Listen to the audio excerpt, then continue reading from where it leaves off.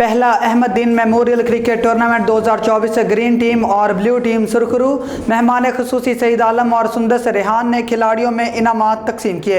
कराची से sports reporter. पहला अहमद दीन memorial cricket tournament का इनेकाद पाक कॉलोनी में वाक़या स्टूडेंट टैलेंट क्लब काजी में बिन्त आरिफ फाउंडेशन के ताउन से किया गया। 3 रोज तक जारी रहने वाले इवेंट में गर्ल्स कैटेगरी का फाइनल ग्रीन 11 और येलो 11 के माबैन खेला गया। ग्रीन टीम ने पहले बैटिंग करते हुए 10 ओवर्स में 87 रन का टारगेट दिया, जिसमें फातिमा आरफ, मुकद्दस सना और ईशा शब्बीर ने शानदार खेल का मुजाहरा किया। दिए गए हदफ का ताक़ुब में येलो टीम के खिलाड़ी ग्रीन 11 के सामने बेहतर खेल का मुजाहरा ना कर सके। ग्रीन टीम की जानिब से 7 ओवर्स में 70 रन पर येलो टीम के तमाम खिलाड़ियों को आउट कर दिया गया। दूसरी जानिब बॉयज में रेड टीम और ब्लू टीम मद्दे मुकाबिल थी। ब्लू टीम ने पहले बैटिंग करते हुए 10 ओवर में 93 रन 4 खिलाड़ियों के नुकसान पर बनाए, जिसके ताक़ुब में रेड टीम ने मुकर्रा ओवर्स में 6 खिलाड़ियों के नुकसान पर 82 रन ही बना सके। प्रोग्राम के इख्तिताम पर ऑर्गेनाइजिंग सेक्रेटरी मोहम्मद रेहान अकरम ने कहा कि अहमद बिन मरहूम की स्पोर्ट्स में काफी खिदमात हैं जो नाकाबिले फरामोश हैं। खिलाड़ियों को ज्यादा से ज्यादा मौके देने से खिलाड़ी अपनी सलाहियतों का भरपूर मुजाहरा करते हैं। इख्तिताम पर सईद आलम गोल्ड मेडलिस्ट हुकूमत सिंध और